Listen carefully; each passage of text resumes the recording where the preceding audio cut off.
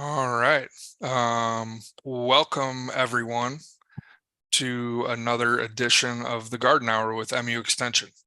Really happy you're able to join us today. I know the weather is cooling off, so I'm sure folks are taking time out of the garden to come and join us to learn some helpful tips and knowledge that we're always happy to share with everyone. Just to let you know, we have horticulturists all across the state. We're here to help. We're here to answer your gardening questions. We do have a new hire up in the Northwest region, Gwen Funk. And so if you want to take a second to jot down the name and email address of your horticulture specialist, we're always here to help. And I'll show this slide again at the conclusion of the garden hour. Just to let you know, we have multiple ways you can join. You can join via Zoom. You can stream live on the MU IPM YouTube channel. We have the archive of all of our full past garden hours, and then we have some kind of highlight snippets that we pull out of each segment and post those onto the YouTube channel as well. So lots of great helpful resources on that section. So at this point, I'm going to hand it over to our moderator for today, Debbie Kelly. Yeah, hi everyone. We're happy to have you all with us, as Justin said. It's a gorgeous sunny day here, so hopefully folks have come inside and taken some lunch and going to listen to the garden hour with us. What I'd like to do is go ahead. Zack can't be with us today, and so what he's done is he's recorded a message for us, and we're going to go ahead and listen to that now. Hello, everyone, and welcome to this week's weekly weather summary, and also welcome to meteorological fall, which began on September 1st. So now that we can put August in the rearview mirror, just wanted to include a little climate summary for the month of August across Missouri. And so we know that it was really kind of a month where we started out cooler, wetter than normal, ended very hot and dry. So actually, when it all washed out and we averaged the month together, looking at temperatures, we were really close to normal statewide. So here you see Kansas City, St. Louis, and Springfield just above normal temperature-wise, with Columbia and Cape Girardeau a little bit below normal, but none of these anomalies or departures from normal are more than a degree Fahrenheit, so pretty close to normal there. Precipitation was above normal for almost all of the state and all of the cities that are located here. In Kansas City and St. Louis, really close to our August normal, but Springfield, Columbia, and Cape Girardeau well above normal. In fact, Columbia 5 inches above normal, and Cape Girardeau nearly 8 inches above normal. Actually, the Cape Girardeau airport, the weather station there, recorded the wettest August on record with 11.15 inches of rainfall during the month. On the right here, I've included a graphic from the National Weather Service in Paducah. That office covers a lot of southeastern Missouri, and they posted some of the totals from this month at other stations as well. So here we see Marble Hill, which is in Bollinger County, one of the Weather Service official co-op stations, recorded 17.19 inches of rainfall, so even higher than the Cape Girardeau airport. Most of this came in just 2 events, and actually a Kokoraz observer recorded 18.3 inches close to that co-op station, and this was the all-time highest rainfall record for August in this 58-county forecast area with the Weather Service in Paducah. So really remarkable rainfall amounts, especially in southeastern Missouri, which really contrasted against the drought that's been occurring this summer as well.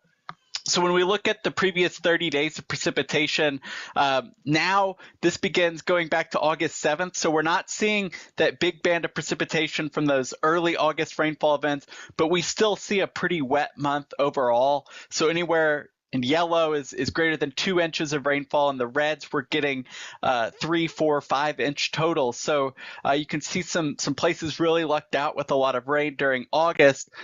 But back to the most recent 14 days of precipitation, we've really dried out. And so this map really looks pretty similar to the 7-day precipitation we looked at last week. And we're only seeing up to 2 inches with a couple of wet spots in northeastern Missouri and in the Boot Heel as well. Otherwise, pretty dry across the state. And so this map here shows, looking at some stations across the state, the consecutive days with no precipitation at any of those stations. And so the way the colors are shaded here, anywhere you see that tan color, there's not a very long streak, but the darker browns here, we see a longer streak of consecutive days with no precipitation. And in fact, in southwestern Missouri and parts of central Missouri, we've got locations that are really coming up on 3 weeks without any measurable precipitation. And so these were valid through September 1st. So I know our rain earlier this week broke some of these streaks, but 18, 19, 20 days without rainfall was pretty impressive to start September. And so here we see Sedalia, Joplin, Branson included with some of those longer streaks during that time period. So now that we saw some rainfall on Monday and Tuesday of this week, what's the pattern look like for the next week? Well, we do expect that dry pattern to continue, but for how long? And so we can thank another cold front that's moving across the state, or at least the southeastern portion of the state today, for our rainfall earlier in the week. As you can see here, this is from Tuesday evening. We see the rainfall out ahead of that cold front. Wednesday morning off to the southeast, and it continues to push the rainfall out of here. And this is the forecast for tomorrow morning. We see the cold front and precipitation well south and east of Missouri. Behind this cold front, we see a blue H moving in behind it. Surface high pressure is what we can expect for the rest of the week. Very similar to the previous few weeks. High pressure is going to mean very dry conditions for us during that time period. Now, fortunately, the last few weeks when we've had high pressure, we've also had very warm temperatures to go along with that. So here I'm showing a map of our 250 millibar wind speeds. So again, this is kind of looking at the jet stream and seeing what the wind pattern is there. We see our familiar ridge. So here we can see the winds going north of our ridge here in the southwestern United States. But compared to the past few weeks, that ridge is centered farther west than it has. In fact, in late August, the ridge was really centered right over Missouri when we saw that extreme heat. Now we're actually kind of downstream of this ridge, and so we're actually seeing aloft northwest winds that help to bring in some cooler and drier air. So with surface high pressure, we are going to see dry conditions, but aloft we're going to be moving in some cooler air, so not going to see the extreme heat with those dry conditions this time. And so really our temperatures over the next 4 days don't look to change much going Wednesday through the end of the weekend. And so here I'll show some forecast maps from the Weather Service for Thursday through Sunday, but really statewide, highs in the 80s, very comfortable with dew points in the 50s, so not a lot of humidity, lows at night in the mid to upper 50s and lower 60s across the state. And so I'll move forward here. These are the temperatures for Thursday, Friday, Saturday, and Sunday. So not a lot of change. You actually see some colder air on Sunday with that northwest flow. And then next week, when we start the week, we're looking at maybe another cold front disturbance to impact the state. And so again, looking early to midweek next week. And so here is from the Weather Prediction Center, their quantitative precipitation forecast that we look at each week. And this is just for Monday through Wednesday of next week. And we see some rainfall chances, especially across the western part of the state during that time. Now, looking out ahead really into our 2-week time frame. So from the Climate Prediction Center, we have our 6 to 10 and 8 to 14 day outlooks. The temperature outlooks at both those time frames look remarkably similar. We can actually see that colder air over the Great Lakes, and Missouri's really not showing a tendency in the forecast for either cooler or warmer, leaning towards near normal temperatures during this time period, but also a wetter signal showing up on the two maps on the bottom here. We see our precipitation outlook leaning a little wetter than normal during that time. And on the right, we see the CPC hazards outlook, and they have highlighted most of the state of Missouri and a slight risk of heavy precipitation late next week as well. And that would be some much needed rainfall during our drought this year. Now, looking out to all of September, the official CPC forecast still is for above normal temperatures and below normal precipitation. So I do show our drought monitor map from this previous Thursday. Still a lot of drought ranging from abnormally dry to extreme drought across the state.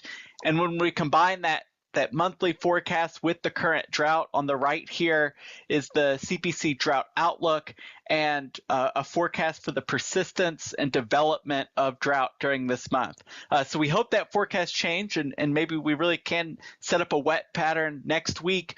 But as of now, we're still looking at the drought to continue as we keep moving into the fall.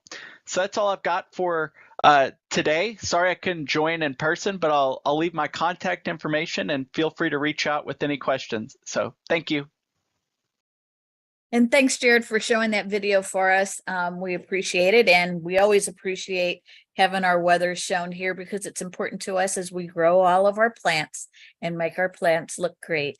So what I'd like to do is we had a number of different questions that came in with additional pictures. And so we're really happy to have those come to us so we can answer them and show you what everybody else is working through in their own yard. So the first question we got is that they have a lot of violets in their yard and they're wanting to know, how do they control those violets? And so we have Justin that's going to go ahead and answer that for us. All right. Thanks, Debbie. Pretty common question in terms of turfgrass management is how to deal with these very persistent wild violets. So this plant really tends to thrive in shady environments, but it can also survive and reproduce and spread in full sun environments. So this is a rhizomatous perennial. You can see the picture down at the bottom showing those rhizomes, those root food storage structures and overwintering structures. So this one starts popping up in early spring when you get stem and leaf emergence, and that's followed by flowers and fruit and seeds. So the tricky thing about this one is it can spread from seeds, it can spread from rhizomes, and you can see those root structures are pretty big and store a lot of energy for that plant. This means that new wild violets will emerge and establish all throughout the year. In terms of controls, we always want to think first about our cultural controls. So what non-chemical or non-mechanical options do we have to control these weeds? So a dense stand of turf grass is always your best protection. Having a dense stand that often involves annual or biannual fall overseeding. So most of us probably have fescue lawns. Fescue does not spread by rhizomes. It doesn't spread laterally. So overseeding is necessary to maintain a dense stand of turf. Also, higher mowing heights than folks might think, 3.5 to 4 inches is the best mowing height to kind of keep the weeds at bay. Also, maintaining fertilization based on soil testing and irrigation can all produce this dense carpet of turf grass that'll be better able to keep weeds from really invading. There are some chemical controls for wild violet. Control of this weed is challenging because the leaves have a very thick waxy cuticle that makes it harder for herbicides to penetrate. And because they have those big underground storage structures and those rhizomes, they're able to easily emerge after herbicide application and continue emerging. So the active ingredients that are effective are triclopyr and fluroxapyr. It is a good time of year to treat them now. You do want to avoid herbicide application in high heat or drought. The unfortunate thing for management of this one is it's going to require several applications over multiple years to really get these under control. So this is a snip of some of the common trade names of some herbicides that are labeled for control of wild violets. A couple things when we're selecting a herbicide, make sure that it's labeled as safe to use on your turf species. So that would be on this right-hand side where it says select a tolerant turf grass. We want to make sure we're mixing and applying at appropriate rate and volume as recommended on the label. Also, if that label recommends a use of an adjuvant or a spreader sticker, go ahead and use that. That's a product that allows that herbicide to better adhere to the plant leaf. Make sure you read the label for personal protective equipment, whether that's gloves or goggles. Make sure you read that and follow that label before application. And because this triclopyr is a broadleaf herbicide and it's often formulated in combination with other broadleaf herbicides, make sure that you're avoiding contact with some of our non-target broadleaf plants. So some of our valuable landscape plants that are broadleaves could be impacted and damaged by application of this. So make sure, if you're spraying close, that you have some kind of hooded spray cone so that you don't have an inadvertent application. Just wanted to let everybody know we do have a great weed ID key with MU Extension. So you can kind of go through this dichotomous key where you select, is it a broadleaf or a grass? What is the habitat? And there's a number of other questions here that can help you isolate that weed species. If you're having challenges identifying it, reach out to your local MU Extension specialist and we're happy to help. That's all I got. Thank you, Justin. Appreciate that. And then just so that you all know, Eli has changed his name to ask questions here. So if you have a question, by all means, go ahead and put it in the chat box directly at Eli. We'll answer it as best as we can. If we don't get to answer it, we will go ahead and one of us will try to get back in touch with you. So you might want to put your email address in there as well. So what I'd like to do now is go ahead and go to our second one. What would be affecting my Aronia berry leaves at this particular time? The harvest is over, so I really don't know what's going on here. So Eli's going to try to answer that question for us. Great. Thanks for mentioning the ask questions here. Are you guys seeing the slideshow? Yes, but you're not in presentation mode. Oh, let me try and click that again. How about now? Yep. Great, thank you. So thanks for tasking me with this. I'd heard the word Aronia and I didn't know anything about it, and now I do. So this is Aronia, Aronia, well, it's black chokeberry, Melanocarpa. And I think you guys might have heard me mention a few times in the recent past about the MDC plant sale or tree seedling sale that started on the 1st of this month. So this picture is actually from them. This is the tree that they are selling. And I went to go buy some today, and of course they're sold out. So I think you can still get some bald cypress from those guys, but on to Aronia. So the uses, it's great in the landscape. It has it's even considered a 4-season landscape plant. Nice flowers in the spring, deep green foliage in the summer, turns reddish bronze in the fall, and then the berries come on, and you can even leave the berries on through the winter if you want for add some more shapes in your winter landscape. Yeah, it is called chokeberry because the leaves and the fruit is bitter or astringent. So you shouldn't have too much wildlife predation, but things like birds can eat it. And you could harvest the berries and make jam or jelly. So that's great to know about it. And so the issue over here on the right, this really beautiful skeletonized leaf is what we got in for this Aronia, and it's caused by pear sawfly. It's actually caused by the larval stage, the pear slug, which you see there on the left. The pear slug feeds on the top of the leaf, and it feeds in between the veins and the midribs, and that's how you end up with the skeletonizing result. So the way to control it is to squish it.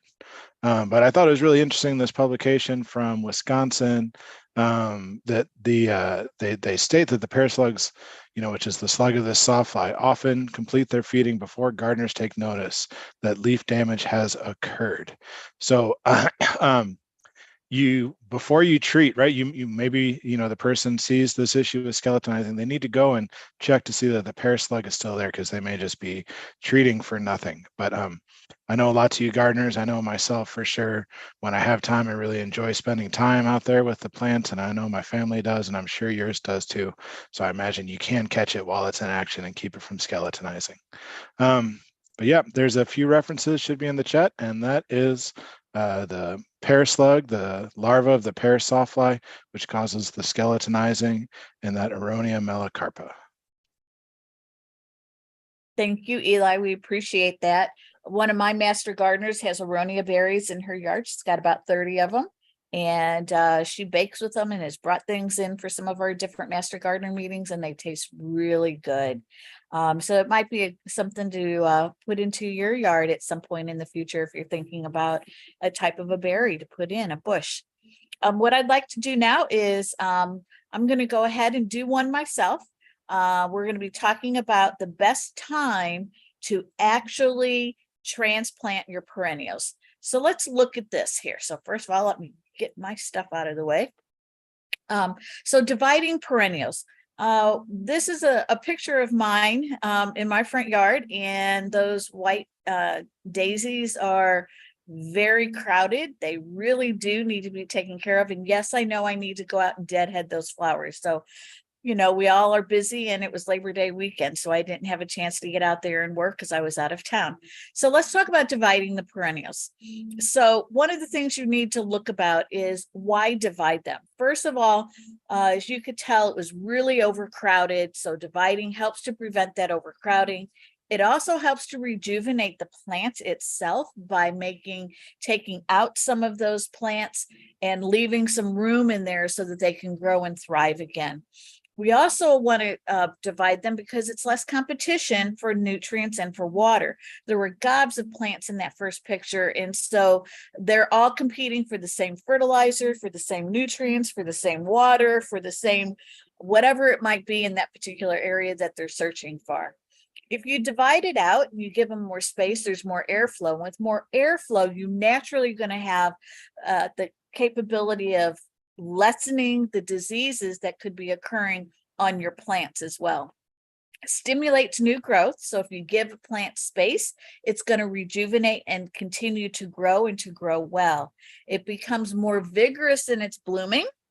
It can increase the number of plants that you actually have in your yard without you having to go and spend money. So you can divide your perennials out, put them in new sections, or swap some perennials with some of your neighbors or some of your friends. You always want to divide those on a cloudy day, especially if the sun is out. You really don't want those plants to dry out. So lots of things to think about when you're looking at dividing your perennials. So how should you actually divide them? When should it be done? You want to make sure that you actually water the area that you're going to be dividing out, and also water the new area where you're going to be putting in those division plants. So the reason for that is just to make it so it's easier to dig in moist soil than in dry soil. So if you haven't had rain, you might want to water a day or two ahead of time. You can dig the parent plant with a spade or with a fork, at least 8 to 12 inches from the actual crown itself. And so you can see that in the picture here.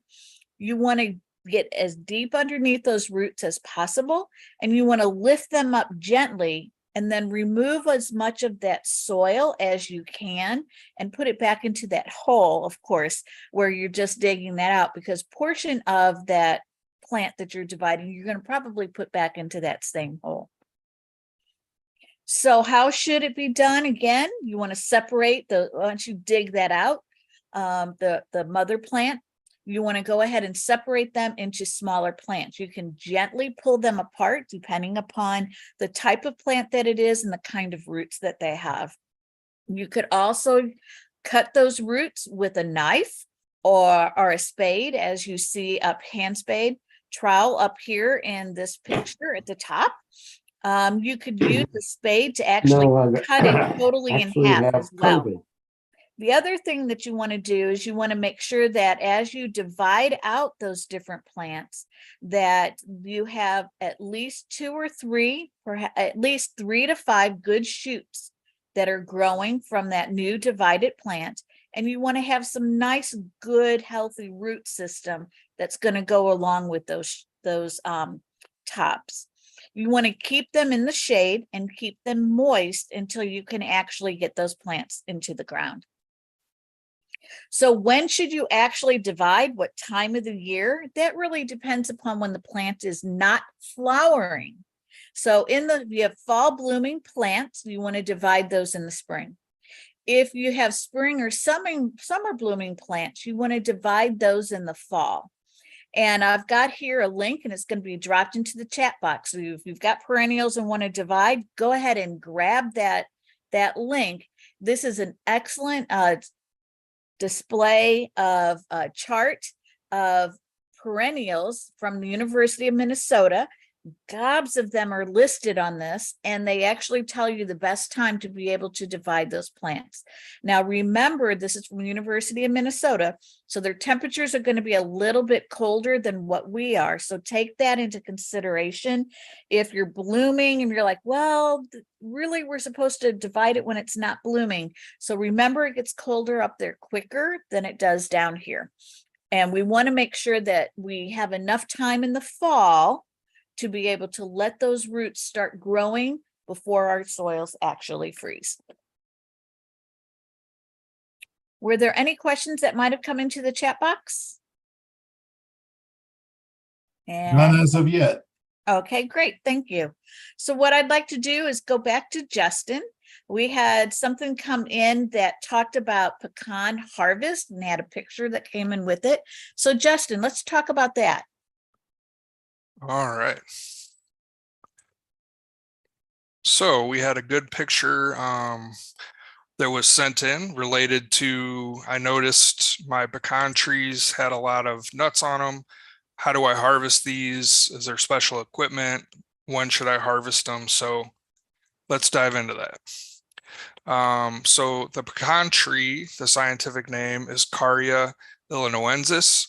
It has a native range north to south from northern Mexico to northern Illinois, and a west to east range from central Texas to Mississippi.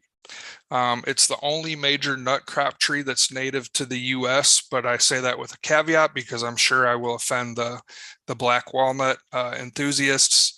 Pecan comes from an Algonquin term, pecani, which it means a nut too hard to crack by hand. And this was a very important food source for Native Americans and be eaten by humans since 6750 BCE. You're going to start to see the first significant harvest at 6 to 8 years after planting, but you could start to see nuts, a small amount of nuts at 3 to 4 years. The amount of nuts you're going to get every year as a homeowner planting is going to vary based on irrigation, fertilization, and weather. So these shucks begin splitting from mid-September to mid-October. The period over which the nuts drop depends a little bit on weather, but mainly on the variety. The majority of nuts will drop over a 3-week period. So considerations: keep the grass mowed as short as you can beneath the canopy of that pecan tree. Everything wants to eat pecans, all the wildlife that frequents your property. So try to harvest them daily if you can. A small portion of the nuts will remain attached to the tree and could fall, all the way through late winter. So there is some handy dandy small equipment available to homeowners. This is probably on the left, the one that you'll see the most, which is like a basket nut picker-upper. A lot of times hardware stores will have these. There's some more specialized equipment from companies. The one second from the left here is a push piece of equipment. And then this other one just next to that is a hand piece of equipment where you can kind of stab the ground and harvest. And commercial pecan groves is through a piece of tractor mounted equipment that you attach to the tree and shake it up. So a couple things to think about. Good nuts sink and bad nuts float. We want to harvest and store these in a cool, dry place. Nuts within the shell, they do decline in quality more rapidly, although you can freeze the bagged and shell nuts. After you shell them, you can store them 32 to 34 degrees. You can also freeze them and they'll last for quite some time. Some independent grocers in Missouri actually have pecan crackers at the store where you can crack them by the pound for a fee. And there's a lot of different options in terms of pieces of equipment and nut crackers that you can purchase to use at home. But they're best enjoyed fresh, obviously. And I have a recipe for a calorie-free pecan pie. Just kidding. We do have a good publication from our Center for Agroforestry. I know folks know a lot about our horticulture resources, but we do have a great Center for Agroforestry that has a good publication on growing pecans in Missouri. It has a list of a bunch of different, what we would call improved varieties of pecans. They're adapted to different kind of growing zones or adaptation regions across Missouri, but you can see there's a huge variation in nut weight from 9.49 grams to 4 grams on the low side. So that is all I got on that. Thank you, Justin. The next question that came in is, a house is being built behind me, and I would like to plant some trees or bushes for privacy. I'm partial to evergreens, so we would have year-round privacy and beauty. Can you make some suggestions? And Tamara's going to answer this question for us. Thank you. All right. So talking about creating privacy with screens, this individual really likes evergreens. So we're going to focus on evergreens, but I'm also going to share some other options. So first of all, things to consider. I really like that they are considering trees. Trees really are important in the landscape. There's so many different kinds. They help separate and define spaces. It's really important to not just consider a single variety of tree. While they can provide privacy, solitude, and security, if you just plant a single type of tree, or like a very formal row of trees, it can actually cause a problem later on if like one tree dies and then you need to replace it. It's really hard to get another tree that's the same size and variety and everything like that. Also, it's better for IPM because you could actually lose all of the single variety trees if there was an outbreak or of a pest or a disease. Also, having a variety of plants can increase the biodiversity in your landscape. So some other things to consider, think about your space limitations. Are there overhead utility lines? What about the utility lines that are in the ground? You might also need to consider zoning requirements, soil type, drainage, pH, how you're going to water these. Now, one thing we didn't get from the question is how big this yard is. So it's hard for me to give a complete recommendation, but I'm just going to give you some information that you can then follow up to get some more, or you can take this and run with it on your own. All right, so they did mention evergreens. Evergreens, these are needle leaf trees that stay green all year. Typically, there are some needle leaf trees that are also evergreen, but most people, when they say evergreen, they're talking about the needle leaf trees. So this includes pines, spruces, firs, and hemlocks. While all of these are evergreens and needle leaf trees, not all of them grow well here in Missouri. We only have one native evergreen that grows throughout Missouri, and that's the eastern red cedar. Now, some people, when they see that, they might cringe. They're like, oh, that's a weed. But it actually is a fantastic tree. It's well adapted to growing here, and it will be able to provide some of that look that you're going for. White pine is another widely grown tree here. One of the reasons why I also mentioned that pines don't necessarily grow very well here, or a lot of our evergreens, we get really cold in the winter, and it can dry things out a lot. And then also our summers are so hot that a lot of our needle leaf trees really struggle here in Missouri. And so that's why it's important for you to think long and hard about what it is that you want in your landscape, so that you pick the appropriate trees so that you'll have a very long time with your trees, and hopefully they'll live for the next generation. So as I mentioned, Eastern red cedar, these are some images of it. This would be a mature one. These are some of the berries that come from them. And this is what they can look like in the winter, but they do green up again. So some basic information about red cedar. They can get up to 50 feet tall. They can be aromatic. They can have that dense pyramidal crown. So it actually can make for a really good screening if that's what you're looking for. Keep in mind that the fruit does show up in August to September. It's actually not a true cedar, which is why it's actually one word instead of two.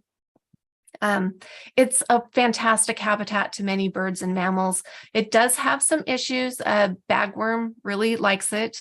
And then also it's part of the host cycle for cedar apple rust, but that doesn't necessarily affect the health of this tree. Now, this is more of the native variety. There is a cultivar, and this is Taylor juniper. And so it has that tall shape that you could plant multiple of them together and create a nice screen that way as well.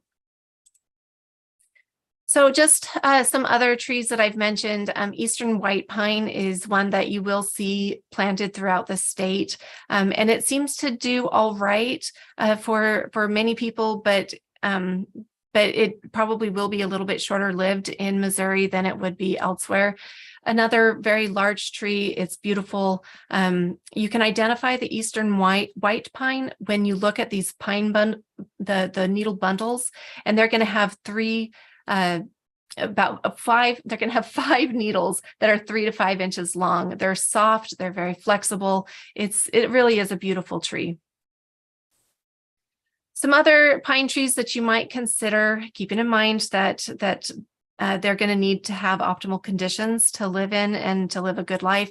And these are from the MDC website. So they said shortleaf pine, Austrian pine, jack pine, loblolly pine, scrub pine.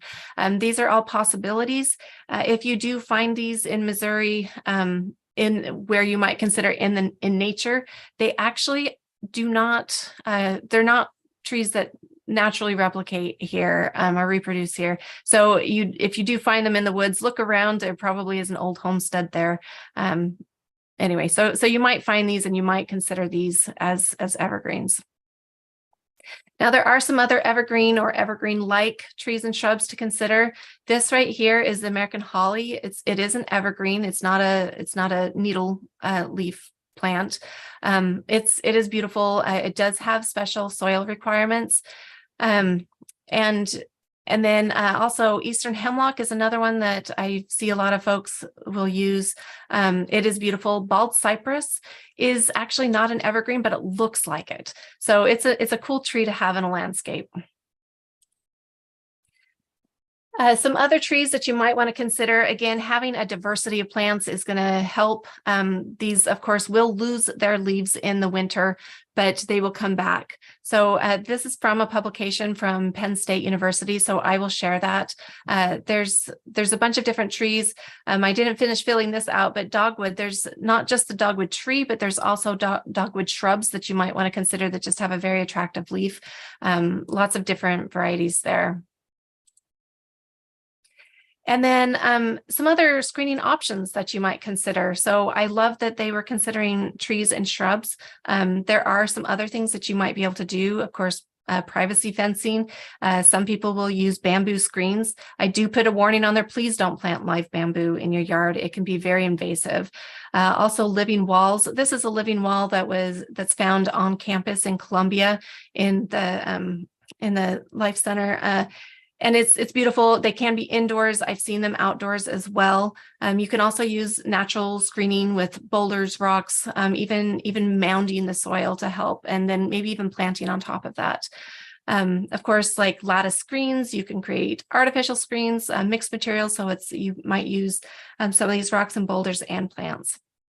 There's lots of different options. And I hope that you found something that will help you with your yard this year.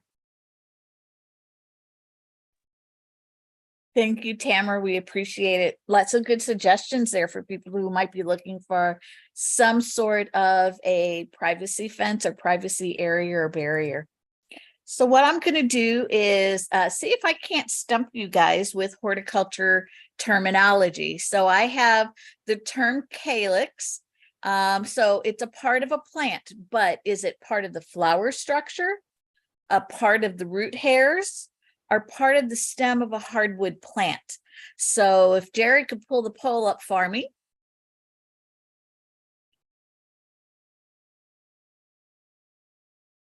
You guys are putting in a bunch of answers there. Okay. Give you a couple more seconds here.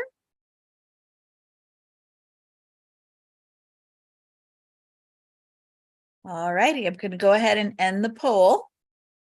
Now I'm going to share the results. And man, you guys are hard to stump, I'll tell you that. The correct answer is flower structure. You guys amaze me. It's hard to find a term that you guys don't know and are maybe you guys should be doing this section, but it is a flower structure. So let me close that and go here. So if the calyx is part of the flower structure, and so it is the protective layering or the protective structure over the flower itself. It encases that flower bud to protect it as it's starting to grow. And then each of these, and you can see in this rose on the left side, you can see a little pink showing through here. Each one of these that's going to be pulling itself down is called a sepal. So all of those sepals will actually, there could be multiple sepals there. And as a group, they're called the calyx. And eventually those sepals will fall away from the bud so the flower can open. Some of them will go ahead and fall completely off. Some of them will stay on and add to the look and appearance of that flower. They can also come in multiple different colors as well. So pay attention when you're looking at flowers in the environment, not just the flowers in your flower beds, but all over the place, all kinds of flowers on trees and shrubs as well. And so I thought this one was really interesting because of the way it curved up. And if you look, the rose is a single, but look at all these different individual flowers that are in this. It's probably in the allium and the onion family. And then this one I thought was really interesting because here is the sepals, the full calyx of all of that, and it's red. And so I thought that would be interesting. So all the yellow and then all of the reproductive parts are going to be pushed back up in here. And that is going to be the calyx, a colored calyx. You guys are so smart. I appreciate you guys joining in on this. Then let's see what we have next is we're going to go ahead and do friend or foe, and Tamara's going to do that for us. All right, guys, I'm back. Here we go. Let me share my screen. And so take a look at this insect, and then I'm going to launch the poll. Hopefully you can see the poll now. Go ahead and let us know. Is this a friend, foe, neither? It depends. What is it? I'll give you a few more seconds.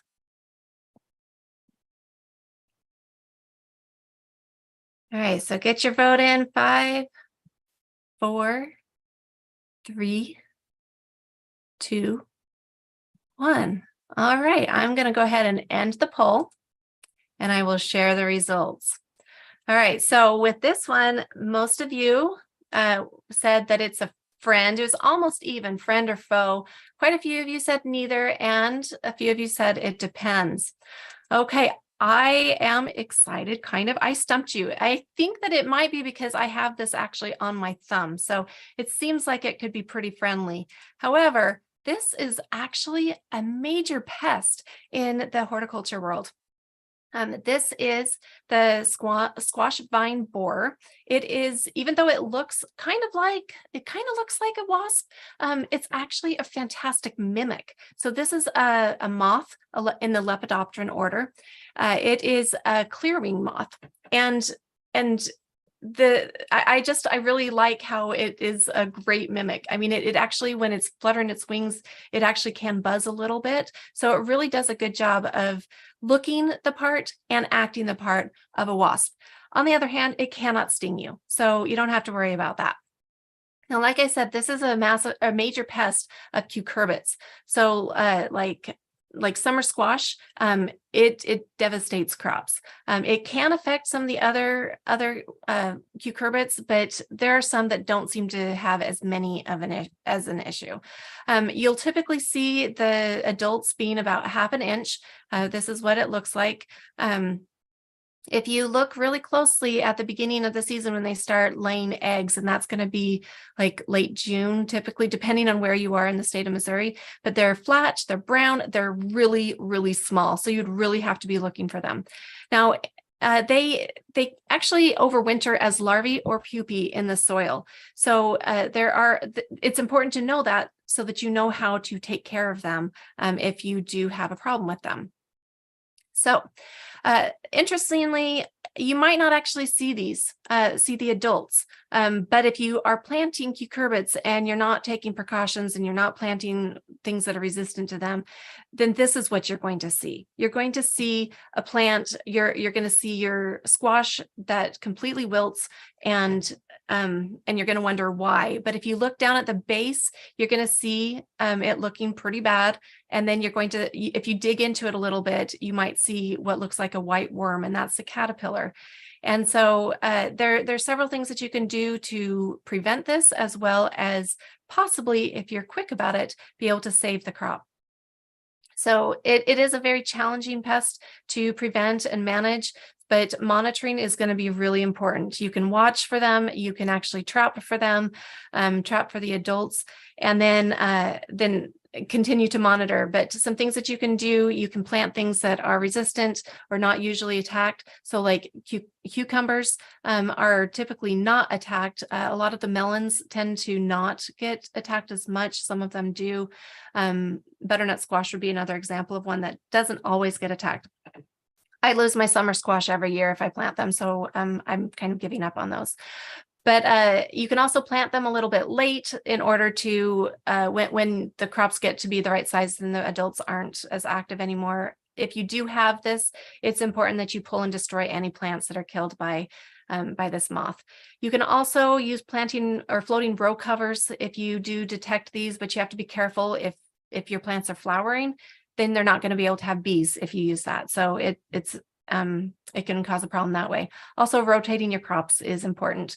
If you do find that you have this, if you would detect it early, you actually can cut into the stem and remove the caterpillar. There are some chemical controls. If these other things don't work, I will put a link in the chat for more information. And that's it for this really cool moth. Thank you, Tamra. This was really good to see all of that. And you actually had quite a few folks stumped there. I'm jealous because folks know all of my answers, which makes me feel good too, as well, that they know what they're talking about. So I appreciate that. What I'd like to do now is kind of switch gears just a little bit, and I'm going to invite Dr. Tim Reinbach. He is the Director of Field Operations, and he's going to join us and talk about the Tomato Festival that's going to be happening in Columbia here in just a short bit. All right. Thank you, Debbie, and thanks for having me on here. We're busy right now processing tomatoes and peppers. And in the air of my office, I can smell the Carolina Reapers, so it's pretty fun. I'll share my screen with you if I can do this right. There we go. And we had a tomato fest when I was at the Bradford Research Center for many years, and the interest of doing it kind of waned. But we decided to pick it back up this year. We're working with Extension at the Jefferson Farm and Extension and Education Center. And this is tomorrow from 4 to 7. and we probably have around 80 to 90 tomato varieties that will have the taste, along with 30 peppers, and this includes some of the hottest ones out there. So we'll have a hot pepper tent for the folks, and we'll have milk and tomato juice to help kill the pain. But what really excites me is that we'll have different salsas for folks to try. For example, Stephen Kirk, who's retired from MU Extension and Lincoln University Extension, that he has the same recipe, same recipe, but has 5 different roasted peppers in it, and it's just marvelous. And you can taste the real pepper, the peppers that help make that salsa so wonderful. And we'll also, Dr. Trankline, we brought him out of retirement too. So I can coach these people out of retirement pretty easy. And he's going to talk about what makes a flavorful tomato. Not only picking the right tomato, but how do you manage that? And that's going to be fun. That starts at 5:30. And of course, we'll have some activities for the kids. We'll have the Heart of Missouri Master Gardeners. We'll have a plant sale. They'll have their butterfly house open. So it's just going to be a lot of fun. And I invite y'all to come on out and tell folks about it. If you have any questions, just let me know. Hey, Tim, I remember going to the tomato festival and it was out at Bradford Farm, and all the different varieties of tomatoes that you had there. And in the past, you would put out a list after the festival of the best varieties and all those different sorts of things. Is that still being done? Yes, it is, Dave. I'm glad you reminded me of that, because by each tomato variety and pepper, we'll have a rating sheet from 1 to 5, and how I look at things, 1 being the best, 5 being the worst. But just like, if it's great, you put a 1. If you don't like it at all, you put a 5, and in between. And yes, we will make that available, that we'll have a rating on all of these, and we'll find out what is the most flavorful tomato that's out there. And so will you do me a favor then, Tim? Sure. Will you go ahead and email that to me? And then when you have it all, and we'll come back here to the garden hour after you've got that all tabulated, because I'm sure all of the people out here want to know what is the best tasting tomato that they can grow in their own home garden. That is, we sure will. And we also have some tomatillos, including the ground cherries, the husk ground cherries, which are fabulous. Great. People that don't like tomatoes, they'll like those. And I remember Steve with his salsas and his peppers, and that's always a treat to see which of those is the hottest, and if people are really daring enough to try some of those. So yeah, but he'll also, like the ghost pepper, he'll cut back the peppers a little bit so you actually can taste the ghost pepper. It has a great flavor to it. Great. If you can get past the heat. Great. We appreciate that. Thank you. I have to jump in. Sorry, I just have to jump in because this really is a fun event, and it's one that you can bring your kids to. Yes. I bring my kids to that, and of course they would go straight to the hottest peppers. Oh. I was always grateful that you had milk there to help mitigate the hotness. It was really, I of course took one because my kids were doing it, and it took me the rest of the evening to recover, but fun times for all. It was great. And they still remember that. And you talk about the kids, and they get they may not like tomatoes or peppers. So we'll have several different flavors of milk for them to taste in their kids, in their children's area. Chocolate, the strawberry, the banana. So that'd be a lot of fun for them. And we just want to say thanks again, Tim, for joining us today, and good luck and have fun tomorrow. I will. And thanks for having me. And I look forward to sharing those results with you. Great. What I'd like to do now is to let everyone know that we are having a fall gardening webinar series. This is going to start next Monday, September 11th. We're having 4 different sessions here. So soils and cover crops, season extension, tool maintenance and garden cleanup, and lasagna gardening. So it's $30 per person, and perhaps somebody there, because I didn't have this ready and prepared and we had a few minutes, so I wanted to promote this particular series. If you wanted to drop the link for the registration page into the chat box, I would greatly appreciate it. Or you can go ahead and email me, and I can email you back with what the registration for this. It's a great series. We've done this for the past number of years, and always a good time. And we'll have additional resources for you with each of those different sessions as well. I did notice in the chat box that there was a question about tomatoes. And Eli, are you able to bring that up and talk about that? Sure. I did respond to them, but I can talk about it. So the question was, the person said, I tried heirloom tomatoes this year. Their color is not as red as Celebrity and Better Boy. I am discarding many of them because they are rotting from the bottom before they look ripe enough to pick and finish ripening on the kitchen counter. Is that a disease? They aren't black on the bottom, just rotten. And so I wrote back, it sounds like blossom end rot. And I gave him a link to a MSU publication about blossom end rot. And, blossom end rot doesn't always show up as black. It can just look rotty. And asked him if he wanted to take some pictures, he'd feel free to take them and send them to me. And I can investigate some more in case for some reason it's something different. Great. Thank you. What I'd like to do now is go ahead and turn it back over to Justin to close us out for the day. All right. Thanks, Debbie. So we always drop a lot of helpful information in the chat box. If those are topics you want to explore further, you can save the chat by hovering over these three dots in the bottom of the chat box window. That will allow you to save the chat file, and you can pull it up later on your computer for further reference.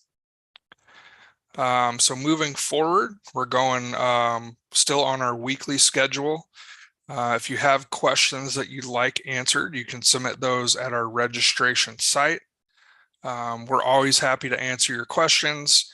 In addition to typing out your question, you can attach pictures, which are always very helpful to help us investigate and figure out what is going on. Just to let you know, again, we have horticulture specialists across the state here to help and answer all of your questions.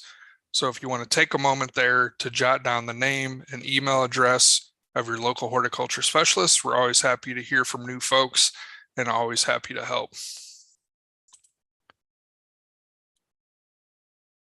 And I just want to say thanks everyone for joining us. I hope you have a great week, and we look forward to seeing you next Wednesday.